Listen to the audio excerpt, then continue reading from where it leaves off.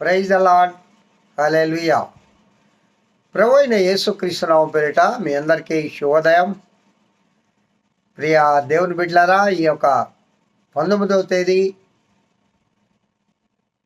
2వ నెల 25వ సంవత్సరంలో ఆ దేవదేవుడు మనల్ని ప్రవేశపెట్టారు. ఈ దినాన్ని ఆ ప్రభువారు మనకు గిఫ్ట్గా ఈ లోకంలో జీవించడానికి దయచేశారు. అవును ప్రియులరా, అనుదినము మనము ఈ లోకంలో జీవిస్తున్నాము అంటే అది దేవుడు మనకు అనుగ్రహించే ఒక బహుమానం అయి ఉంటుంది. మన జీవితమే దేవుడు ఇచ్చిన బహుమానం. ఈ ఆయుష్ దేవుడిచ్చిన కృప. ఈ లోకంలో మనం జీవిస్తున్నామంటే అది దేవుని ఉచితమైన కృప. అవును కదా. దేవదేవుని కృప మహదైశ్వర్యమును బట్టి మనం ఈ లోకంలో జీవించగలుగుతూ ఉన్నాం. కావున ప్రియులరా, ఆ దేవుడు చేసిన ఇటు మేలులకై మనము ఆ ప్రభువును మనసారా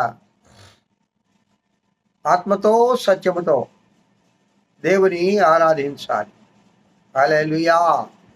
అలాంటి కృప ఆ ప్రియుడైన యేసయ్య మనందరికీ దయచేయునుగాక. ఆమేన్. ప్రియా దేవుని బిడ్డలారా, పరమగీత ప్రసంగ వాహిని అనే ఒక గంభీరమైన ఆత్మీయ సత్యాలను పరిశుద్ధాత్మ దేవుడు అనుదినము మనతో మాట్లాడుతూ ఉన్నారు. ఆయన మనల్ని అనుదినము సంధిస్తూ ఉన్నారు. చాలా గొప్ప సత్యాన్ని ఆత్మదేవుడు మనకు వివరిస్తూ ఉన్నాడు. మనం వింటూ ఉన్నాం. దేవునికి స్తోత్రం. ఇంత గొప్ప వాక్యాన్ని, దేవుని కృపను మనం పొందడానికి, అనే సందేశాలు వినడానికి ఆ దేవదేవుడు మనకిచ్చిన ప్రత్యేకమైన భాగ్యాన్ని బట్టి దేవునికి వందనాలు. అవును ప్రియులారా, ఈ దినము కోకొల్లలుగా లోకంలో అయితే ఎన్నో విషయాలు కోకొల్లలుగా ఉంటూ ఉన్నాయి. దైవ వాక్యం దగ్గరకు వచ్చే వాళ్ళు చాలా తక్కువైపోతున్నారు. దేవుని దగ్గర కూర్చొని దేవునితో సంభాషించే వాళ్ళు చాలా తక్కువైపోతూ ఉన్నారు. దైవిక సంబంధమైన ఆలోచన, దైవిక సంబంధమైన భక్తి కలిగి, భయభక్తులు కలిగి, నీతియుక్తులుగా జీవించడం మానవులకు అయిష్టంగా ఉంటుంది. మానవుడు ఇటువైపు రావడం లేదు. మానవుడు త్రోవ తప్పి తిరుగుతూ ఉన్నాడు. మానవుడు యేసుక్రీస్తు మార్గంలో, ఆయన మార్గంలో పయనించడం లేదు. ఆ మానవులు లోక సంబంధమైన మార్గాలను వెతుక్కుంటూ వారికి ఇష్టమైన మార్గాల్లో పయనిస్తూ ఉన్నారు. ఈ పరిస్థితులలో మనమైతే ఆయన ఉచిత కృప వలన ఈ గొప్ప దైవీకమైన ఆలోచనలు కలిగి, దైవీకమైన భక్తి కలిగి, ఈ భయభక్తుల్లో మనము కొనసాగడానికి దేవుడు మనకు అనుగ్రహించిన కృపను బట్టి ఆ దేవదేవునికి వందనాలు చెల్లిస్తూ ఉన్నాను. అవును ప్రియులరా, ఈ పరమగీత ప్రసంగ వాహినిలో పరమగీతం గ్రంథము 1వ అధ్యాయం 2వ వచనములో నీ ప్రేమ ద్రాక్షారసము కన్నా మధురము అని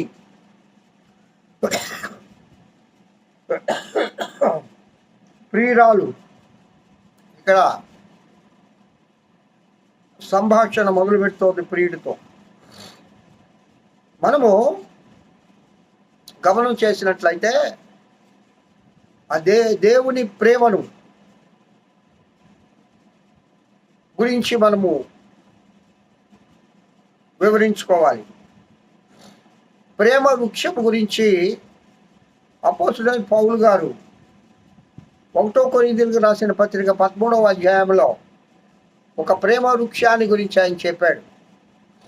ఈ ప్రేమ అనే వృక్షము ఫలించడి ఫలములు. ప్రియులారా, ఈ ప్రేమ అనే వృక్షము ఫలించడి ఫలాలు మనం ఇక్కడ అపోస్తుల కార్యము 1 కొరింథీయులకు రాసిన పత్రిక 1వ అధ్యాయము 13వ అధ్యాయము 1వ వచనం నుంచి నేను చదువుతున్నాను, జాగ్రత్తగా వినండి. మనుష్యుల భాషలతోనూ దేవదూతల భాషలతోనూ నేను మాట్లాడినను ప్రేమలేని వాడనైతే మ్రోగెడు కంచును గణగణలాడు తాళమునయందును. చూడండి ఎంత చక్కగా వర్ణన చేశాడు. మ్రోగెడు కంచు గణగణలాడే తాళంలాగా ఉంటాను నేను.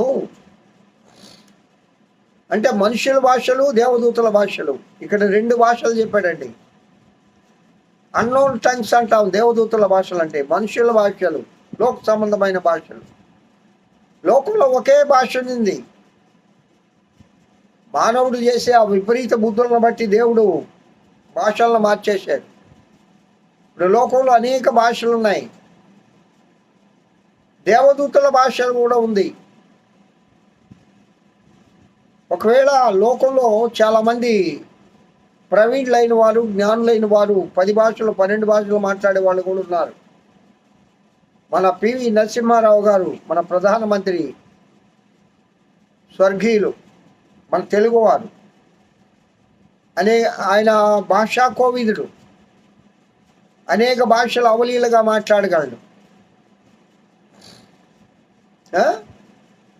కావున ప్రియులారా,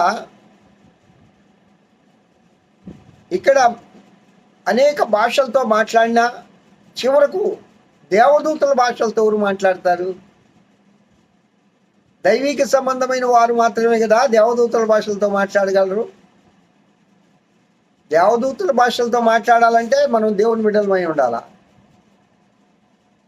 ఆ దేవదూతల భాషతో మనం మాట్లాడే శక్తిని ఎవరు అనుగ్రహించాలా? దేవుడు అనుగ్రహించాలా. ఈ భాషల మీద చాలా రకాలైన ఈ వాదనలు ఉన్నాయి క్రైస్తవ్యంలో. సరే, వారి సొంత ఆలోచనలు, సొంత వాదనలతో మనం వాదించడం, పెట్టుకోవడం లేదు. కానీ బైబిల్లో ఏముంది, దేవుని వాక్యం ఏం చెప్తుంది, వాక్యానుసారమైన వాదనకు వస్తే సరే. లోక సంబంధంగా, లోక రీతిగా ఆలోచన రీతిలో ఉండే వారితో వాదించడం కష్టం, అసలు అవసరం కూడా లేదు. ఇక్కడ మనం గమనం చేస్తే ప్రియులారా, ఈ దేవదూతల భాష అనే మాట ట్రాన్స్లేషన్లో అన్నోన్ టంగ్స్, తెలియబడని భాషలు. లోకంలో మానవుడికి తెలియదు ఆ భాష. అపోస్తలుడైన పౌలు గారు చాలా వివరంగా చెప్తాడు ఈ భాషల గురించి.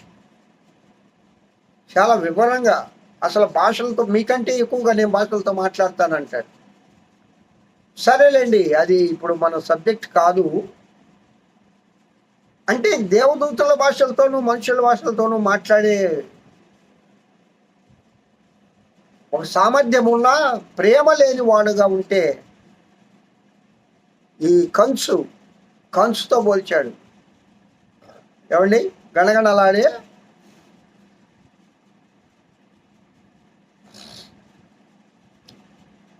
మ్రోగెడు కంచును గణగణలాడు తాళమునై ఉండును. అలాగా గంభీరంగా లోకానికి కనిపించాల్సిందే, వినిపించాల్సిందే. కానీ ప్రేమ ఉండాలి. దేవదూతల భాషలో మనకు దేవుడు ఆ వరం, దట్ ఈస్ గిఫ్ట్ అండి, అది గిఫ్ట్. అది దేవుడు ఆ వరం అనుగ్రహించిన ప్రేమ లేకపోతే అది ఎందుకు పనికిరాదు. కావున ప్రియులారా, ఈ ప్రేమ గురించి కొంచెం లోతైన భావాల్లోకి ఆత్మదేవుడు మనల్ని నడిపించును గాక. రేపటి దినము నుంచి ఈ ప్రేమ వృక్షము ఫలించేది ఒక్కొక్క ఫలాన్ని మనము ధ్యానం చేసుకుందాం. ఆ కృపలో ఆత్మదేవుడు మనల్ని నడిపించును గాక. హల్లెలూయా, స్తోత్రం. మహోన్నతుడా స్తోత్రం. మహిమా ప్రభావములు కలిగిన దేవా, ఇంతవరకు బిడ్డలతో మీరు మాట్లాడిన మాటలను బట్టి స్తోత్రం. బిడ్డలను దీవించి ఆశీర్వదించమని యేసునామం పేరిట వేడుకొంచున్నాం తండ్రి. ఆమేన్. తండ్రి అయిన దేవుని నుండి, కుమారుడైన యేసుక్రీస్తు నుండి, పరిశుద్ధాత్మ అన్యోన్య నిత్య సహవాసం వాక్యం వింటున్న బిడ్డలందరికీ, సర్వలోక పరిశుద్ధులకు, సార్వత్రిక సంఘాలు ఇప్పుడు ఎల్లప్పుడు సదాకాలం తోడైండి నడిపింపబడును గాక. Amen. Amen. Praise the Lord. Have a good day. ఈ దినమంతా అదేవ దేవుని కృపాక్షేమంలే మీ వెంట వచ్చును గాక. హల్లెలూయా.